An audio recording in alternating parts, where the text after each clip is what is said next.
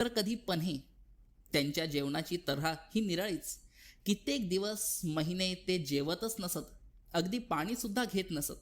तर कधी त्यांना इतकी भूक लागत असे की आरामात 600-700 भाकऱ्या खात. 10-15 बायका सकाळपासून संध्याकाळपर्यंत चुलीजवळ बसत भाकऱ्या करायला. कधी कधी स्वामी कुणाच्या दारासमोर उभे राहून जेवण घाल गे माय असे म्हणत.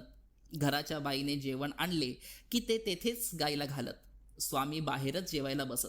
त्यावेळी त्यांच्या ताटात गाई कुत्रे येऊन जेवत. स्वामीही त्यांना प्रेमाने घास भरवत असत. स्वामी लहान मुलांबरोबर आंधळी कोशिंबीर, लपाछपी आणि गोट्या खेळत. त्यांना प्राणी सुद्धा फार प्रिय. नंदा नावाची गाय त्यांची आवडती होती. स्वामी तिला प्रेमाने भरवत. मग ती सुद्धा स्वामींना जिभेने खरा खरा चाटे. स्वामी कधी कधी तिच्या 4 पायांमध्ये जाऊन बसत आणि तिच्या आचळांना तोंडाने दुशी देत. मग ती सुद्धा आपला पान्हा स्वामींसाठी मोकळा करे.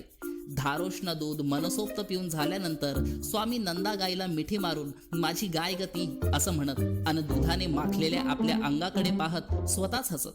गोपाळकृष्ण बुवा केळकर हे स्वामींचे समकालीन.